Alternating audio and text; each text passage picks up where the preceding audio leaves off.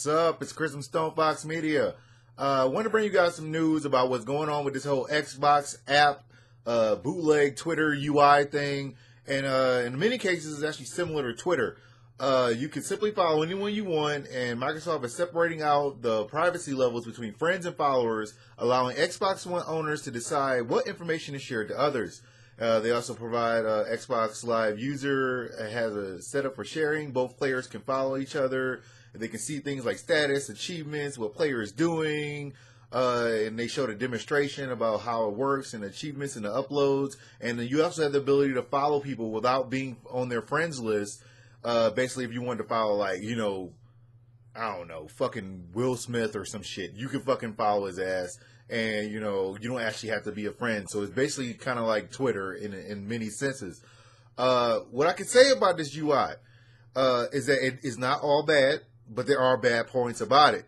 One of the good points is that you can, you know, have like social achievements and timed objectives where like players can like work together and, for example, if a game developer puts out a challenge that's supposed to take place during a 3-day period, and each person can participate and build towards the challenge's goals, unlock achievements, and earn rewards. Here's the problems in the actual UI. I don't think it's actually the cleanest looking UI. To be honest, I think the PlayStation UI does look better. And I know I'm gonna get a shitload of fucking hate from it. I know I'm gonna get a lot of people going, "Oh man, you're a Sony fanboy," and all this other bullshit. But hear me out before you attack and, you know what I'm saying, start slaying, you know what I'm saying, just hear me the fuck out. Okay, when you actually look at their, you know, their bootleg Twitter UI, you know, they have the whole avatars thing going on and the fake usernames, and no one knows if they're 100% if they're ever going to allow people to use their actual names instead of using like random fucking names. With PlayStation, we already know you can do it, and you can use your actual pictures instead of avatars, and, you know, all those other good things. Because to be honest, I would much rather see like an actual friend's real name that I can save it under instead of just seeing like butt lube underscore hashtag 589. I don't necessarily want to see that, or, you know, give a fuck to even try and remember it. So, I mean, seeing actual faces and names and, you know, having the opportunity to pick between whichever one you want to use is a really big fucking deal. They also have like a status thing where you can see like what status people have and, you know, what they're doing. Basically, there's a feed thing in the right hand side where you can see if someone's playing Grand Theft Auto and, you know, watching TV. And this is where it actually catches my attention, and where I just go, come on, man. Do I really give a fuck if somebody is watching TV? Do I need to know that in my fucking feed?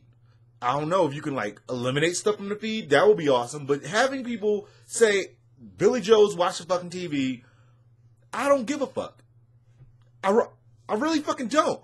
I mean, that aside, I mean, the UI is simple, but they still have those avatars, and I'm like, it doesn't look very grown up. And I'm gonna, you know, go on the other side real quick and show you, you know, Sony's UI, where they have like, it looks very crisp. It has, you know, looks very grown up. It has a lot of, you know, good features where you can see everything and not have to go through different windows to see it.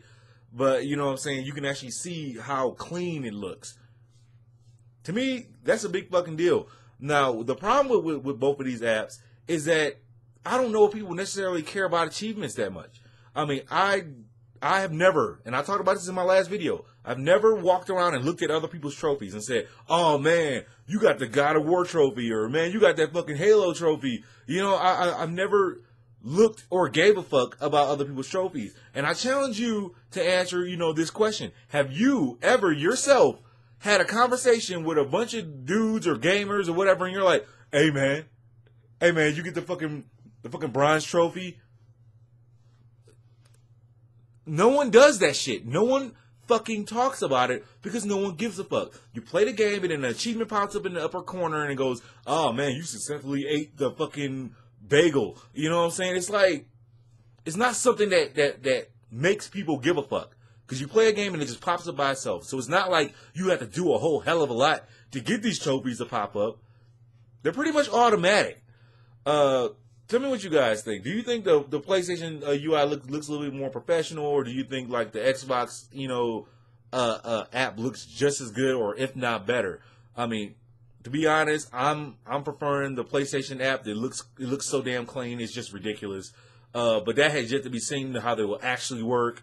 But that's about all I got on this whole entire subject. It just caught my attention when I saw it, and I was like, and then they went into details about the random fucking reputation about how you are nice to other players, and they're like, okay, if you're like awesome and you're a great player and you get to play with nice happy players, and it's, I don't necessarily want to play with happy ass players. I don't.